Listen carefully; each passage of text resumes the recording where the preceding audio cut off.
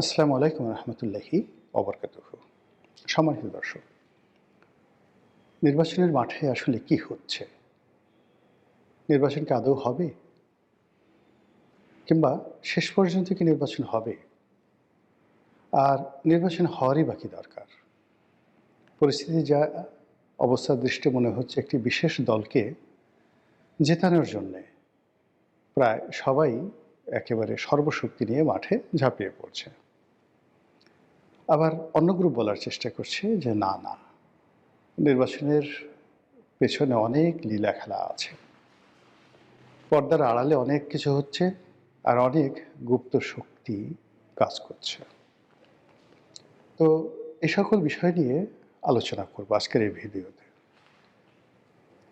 নির্বাচনের যে তফসিল ঘোষণা করার পর এখন যে অবস্থায় চলছে, সব কিছু নিয়ে রাষ্ট্রের বিভিন্ন সংস্থা যে তোড়জোড় দেখাচ্ছে, একটি নির্বাচন হওয়ার জন্য যা কিছু করা দরকার সর্বোচ্চ চেষ্টা তদবির করে বেসামরিক প্রশাসন, তার সঙ্গে সেনাবাহিনী, তার সঙ্গে পুলিশ বাহিনী যে হম্বিতম্বি করছে, যে লম্ফজম্ফ করছে, যে আনুষ্ঠানিকতা করছে, তাতে মনে হচ্ছে নির্বাচন তারা করেই ছাড়বে।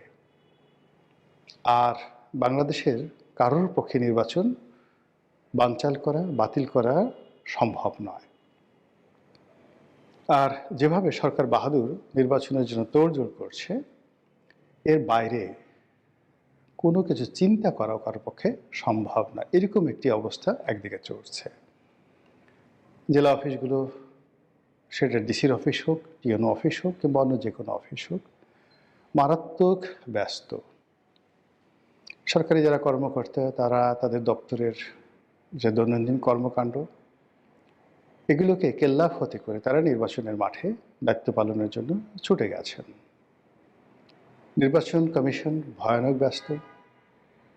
তারপর যারা রাজনৈতিক দলের নেতৃবৃন্দ রয়েছেন, বিজয়ী হবেন, তাদের ব্যস্ততা দেখার মতো।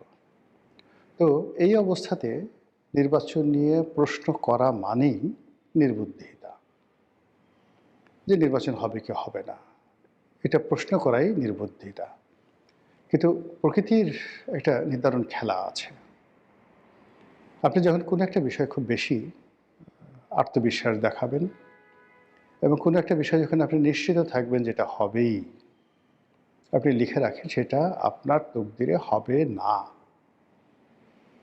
মানব জীবনে যে সকল বিষয় নিয়ে মানুষ দ্বিধাদ্বন্দ্বের মধ্যে থাকে, অনিশ্চয়তার মধ্যে থাকে, এমনকি তার জীবনের যে বড় বড় প্রাপ্তিগুলো মানুষের জীবনের, এর সবই আসে যাকে বলা হয় আনএক্সপেক্টেডলি, আশাতীতভাবে। প্রেম, বিয়ে, ভালোবাসা, বাড়ি ঘর, প্রভাব প্রতিপত্তি, সন্তান সন্ততির মতো গুরুত্বপূর্ণ প্রাপ্তিগুলো ৯৯% ক্ষেত্রে যারা সফল তাদের সবাইকে জিজ্ঞাসা করলেই পাবেন যে এইরকমটি আসলে কল্পনা করিনি, স্বপ্নেও দেখিনি। কিন্তু যেই মুহূর্তে একটি মানুষ স্বপ্ন না দেখে বাস্তবতার জন্য শতভাগ নিশ্চিত হয়ে যায়, তাদের জীবনে দুর্ভোগ, দুর্দশা, ব্যর্থতা, অপ্রাপ্তি অনিবার্য হয়ে পড়ে। যেমন ধরুন, গ্রামের একটি কৃষক পরিবারের সন্তান। তো সেই কৃষক পরিবারের সন্তান, কৃষক রোজ সন্তানটিকে স্কুলে যাওয়ার পরিবর্তে মাঠে যাওয়ার জন্য তাকে পিড়াপিড়ি করে, অনেক জায়গায় মারধর করে। কিন্তু ছেলেটির বা মেয়েটির পড়াশোনা করতে ভীষণ ভালো লাগে। এই বাড়িতে একটু কাজ করে, ওই বাড়ি থেকে কোনো ধনীর ছেলের একটা বই এনে পড়ে এবং একটা সময় দেখা গেল সে বিসিএস পাশ করলো বা সেনাবাহিনীর কমিশন র্যাঙ্কে চলে গেল। তো সে যখন বিয়ে শাদী করলো, তখন সে তার নিজের অতীতকে ভুলে গিয়ে সে জোরাজুরি করে তার ছেলের সন্তানকে তার মতো বানানোর চেষ্টা করলো। ফলে দেখা গেল বেশিরভাগ ক্ষেত্রে ছেলে মেয়েগুলো ডিরিল্ড হয়ে যায়, বিশ্ববিদ্যালয়ে ভর্তি হতেই পারে না। যারা ভর্তি হয় তারা আরও খারাপ অবস্থা করে, বিসিএস পাশ করতে দূরের কথা, অনেকে রীতিমতো পুরো পরিবার, সমাজ সংসারের জন্য লায়াবিলিটিস হয়ে যায়। তো এই এটা জাস্ট আমাদের সবার জীবনে যে ঘটনাগুলো ঘটে সেটা থেকেই। আমরা ছোটকালে মানুষ হয়েছি বেতের উপরে। পান থেকে চুন খসলে দাদা মারতেন, দাদি মারতেন, মা মারতেন, আব্বা মারতেন, কাকা মারতেন, টিচাররা মারতেন। ছ্যাঁচা কাকে বলে? ডানে বামে তাকানোর সুযোগ হয়নি। কিন্তু এই আমাদের মতো অনেক যারা এই কঠোর অনুশাসনের মধ্যে বড় হয়ে জীবনে সফল হয়েছেন, তারা নিজের ছেলে সন্তানদেরকে তারা আম দুধে মানুষ করার জন্য পাগল হয়ে যান। ফলে এই ছেলে মেয়েরা বড় হওয়ার সঙ্গে সঙ্গে পিতাকে ঘাড় ধরে বাড়ি থেকে বের করে দেয়। বৃদ্ধ হলে তারা সেই বৃদ্ধাশ্রমে পাঠিয়ে দেয়, বা তারও আগে মানে সম্পত্তি নিজেদের নামে লিখে নেওয়ার জন্য পিতামাতাকে মারধর করে। আর খুব অল্প বয়সে নেশাখোর হয়ে যায়, অপরাধমূলক কর্মকাণ্ডে জড়িয়ে যায়। এরকম অসংখ্য ঘটনা আমাদের সমাজে ঘটে চলেছে। কথাগুলো বললাম এই কারণে যে প্রথম পক্ষ যারা সফল হন তাদের কখনো কনফিডেন্স থাকে না, তাদের স্বপ্ন থাকে আর চেষ্টা থাকে। আর এই মানুষগুলো যখন তাদের স্বপ্নের যে সফলতায় পৌঁছে যান, তখন নিজের যে পরবর্তী প্রজন্ম সেটার ব্যাপারে অতিমাত্রায় তারা আত্মবিশ্বাসী হয়ে নিজের দুঃখ ডেকে নিয়ে আসেন এবং ছেলে সন্তানের জীবন সর্বনাশ করে দেন। সেই একই কথা এখানে প্রযোজ্য আমাদের রাজনীতিতে। এখন সবাই একটা ভালো নির্বাচন করতে চাচ্ছে এবং সবাই সবাইকে চমকিত করতে চাচ্ছে। বাংলাদেশ ভারতকে চমকিত করতে চাচ্ছে, পাকিস্তানকে চমকিত করতে চাচ্ছে, আমেরিকাকে, দুনিয়াকে চমকিত করতে চাচ্ছে একটা নির্বাচন দিয়ে। অথচ একটা ছোট থানায় একটা মব হলে 4-5 জন যারা মব করে, এই 4-5 জনের একটা মব নিয়ন্ত্রণ করার ক্ষমতা ওই থানা পুলিশের নেই। তারা দুনিয়া কাঁপানো একটা নির্বাচন দেবে। সেই নির্বাচন দেওয়ার জন্য তারা মোরালি, নৈতিকভাবে এই মুহূর্তে যারা দুর্বল আছে, আওয়ামী লীগের লোকজন, তাদেরকে গ্রেপ্তার করা, তাদেরকে অপদস্থ করা, এই কাজে তারা হাত পাকাচ্ছে। কিন্তু সমাজকে যারা অশান্ত করে তুলছে, সমাজকে যারা ভয়ঙ্কর দিকে নিয়ে যাচ্ছে, সেই দিকে নজর দেওয়ার মতো শক্তি, সামর্থ্য, মন, মানসিকতা তাদের নেই, তারা পারছে না।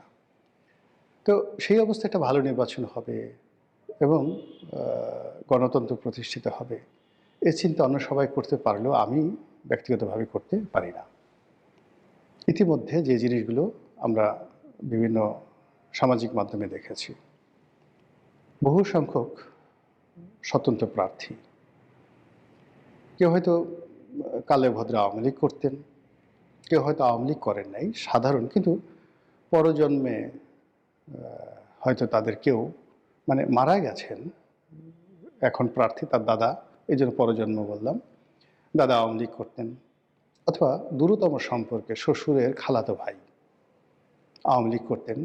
তো এই রকম অভিযোগ তুলে যে সকল স্বতন্ত্র প্রার্থী দাঁড়িয়েছিলেন তাদের অনেককে ঘাড় ধরে বের করে দেওয়া হয়েছে, অনেকের মনোনয়নপত্র বাতিল করে দেওয়া হয়েছে, অনেককে মনোনয়নপত্র জমা দিতে দেওয়া হয়নি।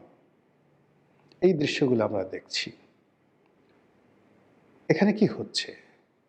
যেখানে আওয়ামী লীগের মতো একটা বড় দল নেই, জাসদ নেই, জাতীয় পার্টি কার্যত নেই, তারপর ওয়ার্কার্স পার্টি নেই, আওয়ামী লীগের যে সকল বন্ধু রাজনৈতিক দল ছিল, যারা সব মিলিয়ে আওয়ামী লীগ সহ 50% টোটাল ভোটের তারা এখনো পর্যন্ত হোল্ড করে। তো সেখানে পাইকারি হারে ভালো ভালো প্রার্থীদেরকে মাঠ থেকে যেভাবে সরিয়ে দেওয়া হচ্ছে, যেভাবে আওয়ামী লীগকে না করে দেওয়া হচ্ছে, তার ফলে ভোটের মাঠে যে শূন্যতা বিরাজ করবে, এই শূন্যতা আপনি কোনো কিছু দিয়ে কাটিয়ে উঠতে পারবেন না। 2 নম্বরে যেটা হচ্ছে সেটা হলো গণগ্রেপ্তার।